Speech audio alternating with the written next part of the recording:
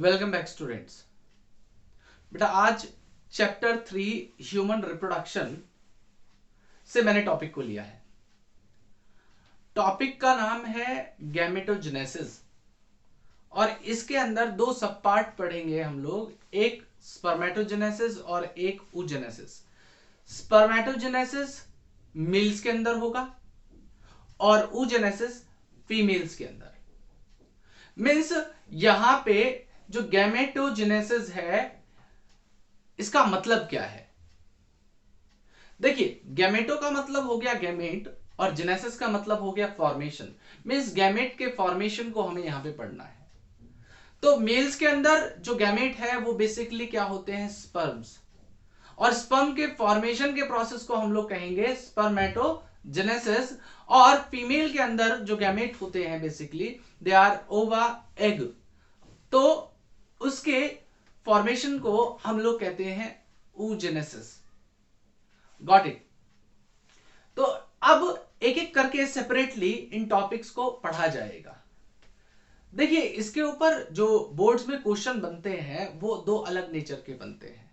या तो वो एक्सप्लेनेशन में आपसे पूछ लेंगे या आपसे बोलेंगे कि आप इन दोनों टॉपिक्स के बीच में स्पर्मेटोजेनेसिस और oogenesis के बीच में आप डिफरेंशिएट कर दीजिए।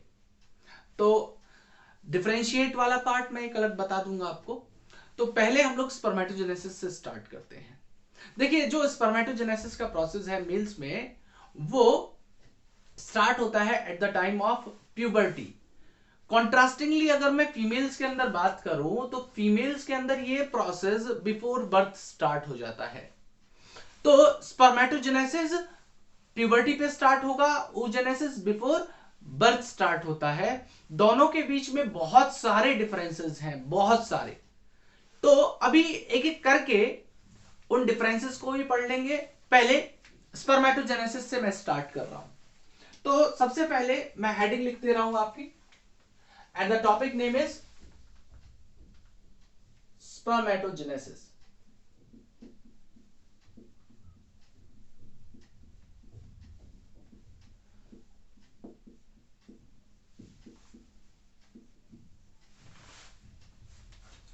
And this process starts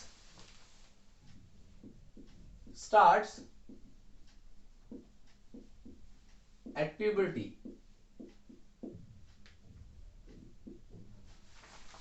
And इस प्रोसेस को होने की जो लोकेशन है वो क्या होगी? तो आप गोनेड्स के बारे में जानते होंगे। मेल और फीमेल के अंदर गोनाड्स होते हैं। मीन्स वो साइट जहां पे इन गैमेट को बनाया जाता है। मेल्स के अंदर गोनेड्स होते हैं हमारे टेस्टिस और फीमेल के अंदर होते हैं हमारे ओवरीज। ठीक है, इन्हें हम लोगों ने प्राइमरी और सेकेंडरी दो सेक्स ऑर्गन के अंदर कैटेगराइज किया हुआ है। तो ये दोनों ही ओवरीज और टेस्टिस ये प्राइमरी सेक्स ऑर्गन होते हैं। प्राइमरी सेक्स ऑर्गन वो ऑर्गन होंगे जहां पे गैमेट फॉर्मेशन होता हो और सेक्स हार्मोन रिलीज हो। यहां पे जो स्पर्मेटोजेनेसिस है ये प्रोसेस होगा टेस्टिस के अंदर। तो जो टेस्टिस वाला पार्ट है वहां पे हमारे टेस्टिकुलर लोब्यूल्स नाम की कोई चीज होती है। तो ये जो टेस्टिकुलर लोब्यूल्स हैं ये कंपार्टमेंट्स होते हैं जो टेस्टिस के अंदर डिवाइड होते हैं। लगभग 250 टेस्टिकुलर लोब्यूल्स प्रेजेंट होते हैं in each testis. And in testicular lobules के अंदर होती है हमारी सेमिनिफेरस ट्यूब्यूल्स। और ये जो सेमिनिफेरस ट्यूब्यूल है ये बेसिकली इस काम को करेंगी। क्यों? क्योंकि इनके पास एक सेल होती है जिसे कहा जाता है स्पर्मेटोगोनिया। ये जो स्पर्मेटोगोनिया है ये गैमेट मदर सेल है। ये गैमेट मदर सेल होती है। मीन्स ये डिप्लॉयड नेचर की होंगी and they will undergo a process called meiosis to form the spermatids. तो ये जो स्पर्मेटोगोनिया है, गैमेट मदर सेल है, ये क्या करती है? मियोसिस करती है। अब मियोसिस के भी दो पार्ट हैं, एक मियोसिस 1 जिसे हम लोग रिडक्शनल डिवीजन के नाम से जानते हैं, एक मियोसिस 2 जिसे हम लोग इक्वेशनल डिवीजन के नाम से जानते हैं। उन सारे प्रोसेस को हम लोग लैबोरेटरी जब साइकिल बनाऊंगा तब पढ़ाऊंगा। पहले आप ये समझिए कि स्पर्मेटोगोनिया करेगी क्या? It will undergo meiosis first and second to form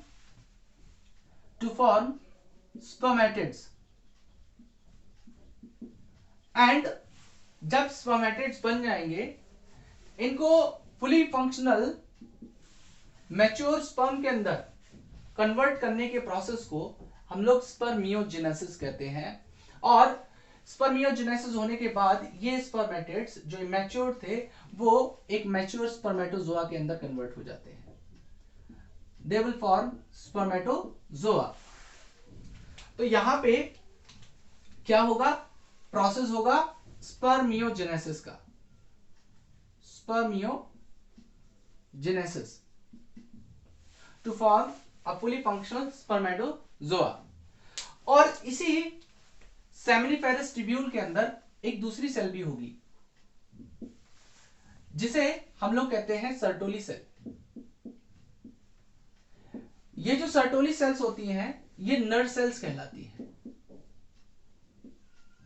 ये नर्व सेल्स का काम क्या है कि जब स्पर्म की फॉर्मेशन हो गई तो वो जो स्पर्म्स थे वो जाके सर्टोली सेल्स के अंदर एम्बेड हो जाते हैं। उनके जो हेड्स हैं वो सर्टोली सेल के अंदर जाके एम्बेड हो जाते हैं। और ये जो सर्टोली सेल्स हैं ये क्या करेंगी? उन्हें न्यूट्रिशन प्रोवाइड करेंगी और उनके मैच्योरेशन को करवाएंगी। तो उसे हम लोग नर्व सेल कहेंगे। तो ये नर्सिंग का काम करेंगी डेवलपिंग स्पर्म्स के। और यहां पे जो सेमिनिफेरस ट्यूब्यूल है इसके आउटर स्पेस में बेस एक सेमिनिफेरस ट्यूब्यूल और दूसरी सेमिनिफेरस ट्यूब्यूल के बीच में जो स्पेस होगा उस स्पेस को हम लोग इंटरस्टिशियल स्पेस कहते हैं। और उस इंटरस्टिशियल स्पेस में एक सेल्स होती हैं जिन्हें लेडिक सेल्स कहा जाता है। तो लेडिक सेल्स को हम लोग generally interstitial cells of Leydig के नाम से भी जानते हैं। तो यहां पे एक और सेल होंगी जिन्हें मैं लिख रहा हूं Leydig cell. Leydig cell, they are also known as ICL, means interstitial cells of Leydig. Interstitial cells of Leydig. तो ये जो इंटरस्टिशियल सेल्स ऑफ लेडिक है या लेडिक सेल है, इनका बेसिक फंक्शन क्या है? तो ये क्या करती हैं? ये बनाती हैं टेस्टोस्टेरोन, मेल सेक्स हार्मोन को। They will form testosterone which is also known as male sex hormone. और ये जो मेल सेक्स हार्मोन है ये क्या करता है? ये सेकेंडरी सेक्सुअल कैरेक्टर्स जो मेल के अंदर आएंगे वो इसी हार्मोन की वजह से आएंगे।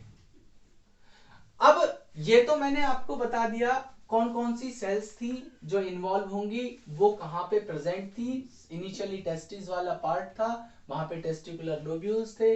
टेस्टिकुलर लोब्यूल्स के अंदर हमारी सेमिनिफेरस ट्यूब्यूल थी। सेमिनिफेरस ट्यूब्यूल को इंटरनली लाइन कर रही थी दो तरीके की सेल, एक स्पर्मेटोगोनिया जो गैमेट मदर सेल थी, स्पर्म मदर सेल थी, वो मियोसिस करेगी, स्पर्मेटिड को फॉर्म करेगी, स्पर्मियोजेनेसिस करके स्पर्मेटोजोआ बन जाएगी। और दूसरी सेल्स थी हमारी सर्टोली सेल्स जिनका काम था नर्स करने का।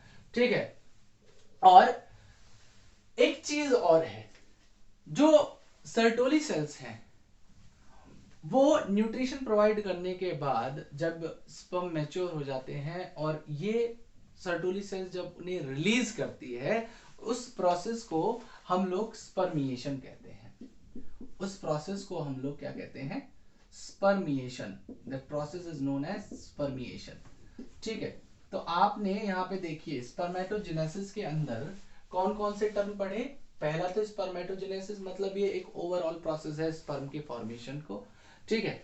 दूसरा पढ़ा हम लोगों ने स्पर्मियोजेनेसिस, जिसमें स्पर्मेटिड्स को स्पर्मेटोजोआ के अंदर कन्वर्ट किया जाता है, मैच्योर किया जाता है। और तीसरा प्रोसेस हमने पढ़ा स्पर्मिएशन। स्पर्मिएशन के अंदर क्या होता है, जो सर्टोली सेल्स हैं वो मैच्योर स्पर्म को जब रिलीज करेंगी तो उस प्रोसेस को हम लोग स्पर्मिएशन कहेंगे।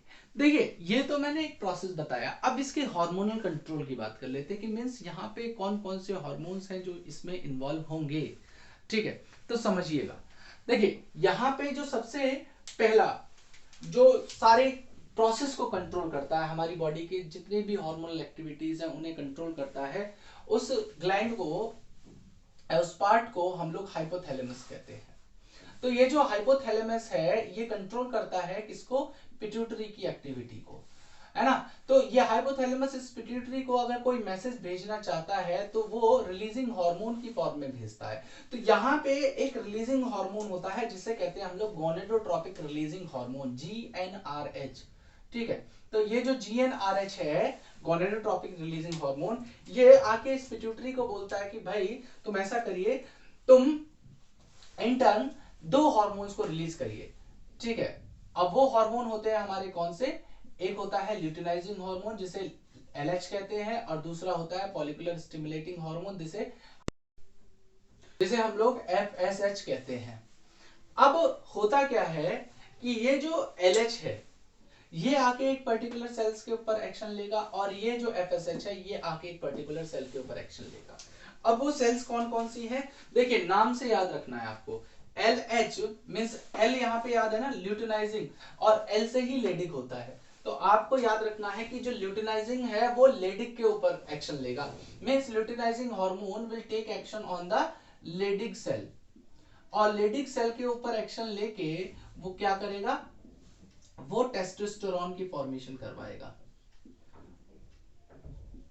टेस्टोस्टेरोन मेल सेक्स हार्मोन है, सेकेंडरी सेक्सुअल कैरेक्टर तो लाएगा ही लाएगा, साथ में स्पर्मेटोजेनेसिस के प्रोसेस को भी वो फैसिलिटेट करेगा। और दूसरा जो फॉलिकुलर स्टिमुलेटिंग हार्मोन है ये किसके ऊपर एक्शन लेगा, it will take action on the Sertoli cells. ये किसके ऊपर एक्शन लेगा, सर्टोली सेल्स के ऊपर एक्शन लेगा, और सर्टोली सेल्स से क्या रिलीज करवाएगा, सर्टोली सेल्स से उन फैक्टर्स को रिलीज करवाएगा उन फैक्टर्स को जो स्पर्मियोजेनेसिस के प्रोसेस में फंक्शन करते हैं, ठीक है, जिनका मेन रोल स्पर्मियोजेनेसिस के फंक्शन के अंदर होता है, प्रोसेस के अंदर होता है, ठीक है। तो it will release some factors which will help in स्पर्मियो। अब हम बात करते हैं मेन मैकेनिज्म की जो स्पर्मेटोजेनेसिस का होगा, उसका ओवरव्यू और जो भी इससे रिलेटेड चीजें थी मैंने आपको बता दी। अब क्या होगा, स्पर्मेटोजेनेसिस के अंदर 4 पार्ट्स होते हैं, ठीक है। देयर आर 4 स्टेप्स जिसमें ये पूरा प्रोसेस होगा। तो वो स्टेप्स कौन कौन से हैं, तो सबसे पहला यहाँ पे स्टेप होता है जिसे हम लोग कहते हैं spermatocytogenesis, that is known as spermatocytogenesis. इसे आप माइटोटिक डिफरेंशिएशन भी कह सकते हो, यहाँ पे माइटोटिक डिफरेंशिएशन होता है। दूसरा पार्ट यहाँ पे होगा जिसे मैं बोल रहा हूं मियोसिस 1। थर्ड पार्ट जो होगा वो है मियोसिस 2, एंड जो लास्ट पार्ट है वो होता है स्पर्मियोजेनेसिस, दैट इज स्पर्मियोजेनेसिस। तो समझिएगा, मैं साइकिल को आपके सामने बना रहा हूं, तो यहां से मैं स्टार्ट कर रहा हूं साइकिल को। तो सबसे पहले ये प्रोसेस कब होगा स्टार्ट, ये प्यूबर्टी के टाइम पे स्टार्ट हो जाएगा। तो यहाँ पे मैं सेल्स का नाम लिख रहा हूँ, यहाँ पे सेल को बनाऊंगा और यहाँ पे क्रोमोसोम नंबर लिखूंगा। तो यहाँ पे मैं लिख रहा हूँ सेल कौन सी है, ठीक है। फिर दूसरा यहाँ पे मैं सेल्स पर्टिकुलरली बनाऊंगा और यहाँ पे लिख रहा हूँ क्रोमोसोम नंबर, ठीक है, उनके अंदर क्रोमोसोम्स कितने होंगे। तो समझिएगा, सबसे पहले जो हमारी सेल होगी, जिसे हम लोग गैमेट मदर सेल कह रहे थे, कौन सी? स्पर्मेटोगोनिया। तो स्पर्मेटोगोनिया को मैं यहां पे बना दे रहा हूं आपके सामने। ये आपकी एक स्पर्मेटोगोनिया है, और ये स्पर्मेटोगोनिया क्या करेगी? पहला प्रोसेस करेगी, माइटोटिक डिफरेंशिएशन या स्पर्मेटोसाइटोजेनेसिस। तो यहाँ पे क्या होगा? यहाँ पे ये इस तरीके से डिवाइड करती चली जाएगी, मतलब ये अपने नंबर्स को इंक्रीज करेगी। माइटोटिक डिफरेंशिएशन में क्या होता है? इक्वेशनल डिवीजन होगा। अगर यहाँ पे स्पर्मेटोगोनिया के अंदर हमारे 46 क्रोमोसोम हैं, तो जो ये सेल्स को फॉर्म कर रही है ये भी इक्वल प्लॉइडी लेके चल रहे हैं, means they are also having no they are also diploid and they are containing 46 chromosomes. तो यहाँ पे ये इसने माइटोटिक डिफरेंशिएशन किया, इसने माइटोटिक डिफरेंशिएशन किया, ठीक है। यहाँ पे इसके क्रोमोसोम नंबर्स को लिख दे रहा हूं मैं, 46 and they are diploid. Okay, अब ये जो सेल्स तैयार होके आई स्पर्मेटोगोनिया के बाद, यहाँ पे प्रोसेस कौन सा हुआ? तो प्रोसेस आप लिख दीजिए यहाँ पे, ये फर्स्ट वाला। आप इसे माइटोटिक डिफरेंशिएशन भी बोल सकते हो, स्पर्मेटोसाइटोजेनेसिस भी कह सकते हो। माइटोटिक डिफरेंशिएशन और स्पर्मेटोसाइटोजेनेसिस। अब ये माइटोटिक डिफरेंशिएशन करने के बाद जो हमारी सेल्स तैयार हुई, ये क्या तैयार करेगी? तो बेटा ये तैयार करती हैं प्राइमरी स्पर्मेटोसाइट्स को। They will form primary spermatocyte. तो ये जो प्राइमरी स्पर्मेटोसाइट फॉर्म हुई है माइटोटिक डिफरेंशिएशन होने के बाद, उनकी जो प्लॉइडी है वो बेसिकली क्या होगी? तो देखिए इक्वेशनल डिवीजन है, माइटोसिस में इक्वल ही प्लॉइडी रहेगी, तो यहाँ पे भी क्रोमोसोम हमारे एज इट इज ही रहेंगे, 46 क्रोमोसोम्स रहेंगे और डिप्लॉयड ही वो सेल्स रहेंगी। अब मैं क्या करता हूं, देखिए ये तो हमारी स्पर्मेटोगोनिया थी, बहुत सारी है, डिवाइड करके फॉर्म हो चुकी हैं। यहाँ पे मैं एक प्राइमरी स्पर्मेटोसाइट के रेस्पेक्ट में आगे साइकिल को कंटिन्यू कर रहा हूं, ठीक है। जो प्रोसेस एक के लिए होगा वही अदर सेल्स के लिए भी होगा। तो यहाँ पे मैं फर्स्ट मियोटिक डिवीजन कर रहा हूं, क्योंकि देखिए यहाँ पे ये मियोसिस फर्स्ट सेकंड, जो सेकंड स्टेप है इट इज मियोसिस फर्स्ट। तो आप देखिए यहां पे इसने किया क्या? इसने किया मियोसिस फर्स्ट और दो सेल्स को फॉर्म कर लिया, और मैं यहां पे लिख दे रहा हूं step, it is what? Meiosis one. अब चूंकि आप जानते हो कि जो मियोसिस फर्स्ट है वो रिडक्शनल डिवीजन होता है, मतलब प्लॉइडी जस्ट हाफ हो जाएगी, क्रोमोसोम नंबर जस्ट हाफ हो जाएंगे। तो क्रोमोसोम नंबर जो कभी 46 थे प्राइमरी स्पर्मेटोसाइट में, वो कितने हो जाएंगे? 23 यहाँ पे हो जाएंगे, और प्लॉइडी रह जाएगी n, प्लॉइडी रह जाएगी n। और इन सेल्स को जो नाम दे रहा हूं मैं, वो कह रहा हूं सेकेंडरी स्पर्मेटोसाइट। इन सेल्स को नाम दे रहा हूं मैं सेकेंडरी स्पर्मेटोसाइट। What it? अब ये जो सेकेंडरी स्पर्मेटोसाइट है ये अंडरगो करेंगी दूसरा meiotic division, means meiosis second को। तो यहां पे मैं मियोसिस सेकंड दिखा दे रहा हूं, और मियोसिस सेकंड करके, मियोसिस सेकंड क्या होता है? इक्वेशनल डिवीजन होगा। तो यहां पे जो सेल्स तैयार होंगी मियोसिस सेकंड करने के बाद, वो सेम प्लॉइडी की होंगी, एज इट इज होंगी, एज इट इज होंगी जैसी हमारी ऊपर थी, ठीक है। जैसी यहाँ पे थी 23 और प्लॉइडी उनकी n थी, हैप्लॉइड थी, तो यहाँ पे भी यही 23 रहेंगी, क्योंकि इक्वेशनल डिवीजन हुआ है। और यहाँ पे मैं लिख दे रहा हूं क्या किया इन्होंने? Meiosis, meiosis second. और जो सेल्स यहाँ पे फॉर्म हुई हैं उनका नाम मैं लिख दे रहा हूं क्या?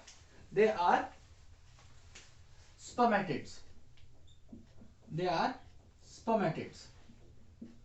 अब देखिए ये तीन स्टेप हो गए हमारे, ये हो गया, ये हो गया, ये हो गया, अब लास्ट वाला बचा है, ठीक है। तो लास्ट वाला जो प्रोसेस है उसे मैंने क्या कहा है? स्पर्मियोजेनेसिस। स्पर्मियोजेनेसिस से होगा क्या? देखिए यहां पे ये जो आपके स्पर्मेटिड्स से ये क्या करेंगे? They will form spermatozoa, they will form spermatozoa.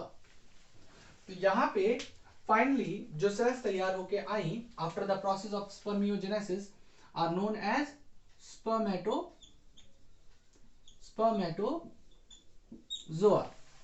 And किस प्रोसेस से ये हुआ, तो उस प्रोसेस का नाम लिख दे रहा हूं मैं, क्या, स्पर्मियोजेनेसिस।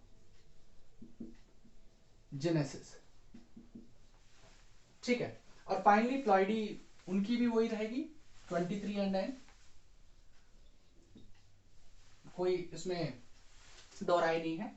तो ये जो पूरा प्रोसेस था जहां पे स्पर्मेटोगोनियाज ने माइटोटिक डिफरेंशिएशन करा, अपने नंबर्स को इंक्रीज किया, जिस प्रोसेस को मैंने आपका स्पर्मेटोसाइटोजेनेसिस भी कहा था, उन्होंने प्राइमरी स्पर्मेटोसाइट्स को फॉर्म किया। प्राइमरी स्पर्मेटोसाइट्स ने मियोटिक फर्स्ट डिवीजन किया, सेकेंडरी स्पर्मेटोसाइट्स को फॉर्म किया। ये जो सेकेंडरी स्पर्मेटोसाइट्स थे इन्होंने स्पर्मेटिड्स को फॉर्म किया आफ्टर मियोसिस सेकेंड। एंड ये जो स्पर्मेटिड्स थे इन्होंने हमारे स्पर्मेटोजोआ फॉर्म किए।